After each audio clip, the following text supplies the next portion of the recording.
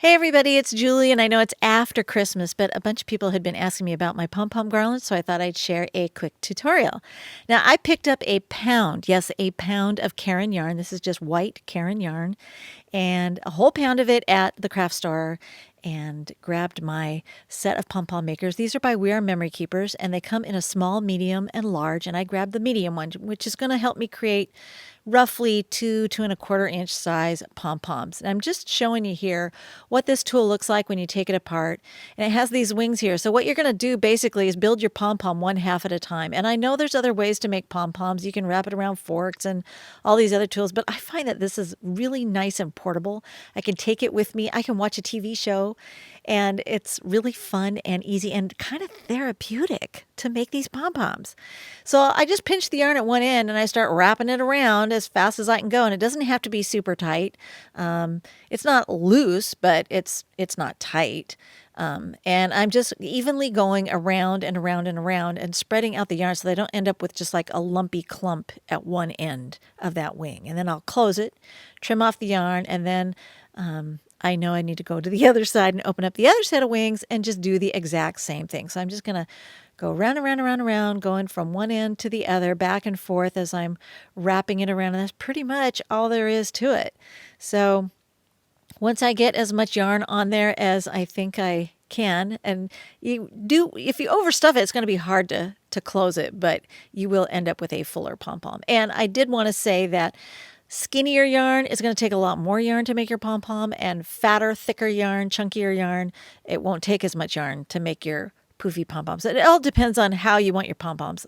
So now I'm going to take my slit there and my pair of scissors. I'm going to go right up that slit and trim those halves in half, and then before I pop it out of there, I'm going to take another length of yarn and just tie that around the center. And there's a little pin there that goes through the center of those strands of yarn, and that's what I'm tying my knot around, so I can create a really nice tight. That's where you want to be super tight as you can get it.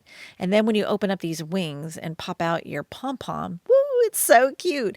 Now mine are not super fluffy, poofy, but they're also not wimpy and flimsy, but this was kind of just like, I really liked them just like this. So I was happy with this. So I made all of them like this, and you want to fluff it out and take your scissors and kind of trim around any uneven edges there so you get a nice round pom-pom. And then you're just going to put the halves, back together again. And here we go. We're going to do it again and again and again and again and again until you have a whole big pile of pom-poms. And you're going to need a lot of them. Like I said, it took almost an entire pound of yarn to make the garland for my tree. So now I'm going to take a length of yarn, and my garlands ended up being, I had two 12-foot garlands and then two 6-foot garlands to go all the way around my tree. And I have an artificial tree that's about 7.5 feet tall. So that's how much length I needed in garland. And when I start to thread these on, I'm going to use a darning needle. And this has a really big eye. And then the end is kind of blunt, so it's not super sharp. And I'm just going to go ahead and thread that 12-foot length.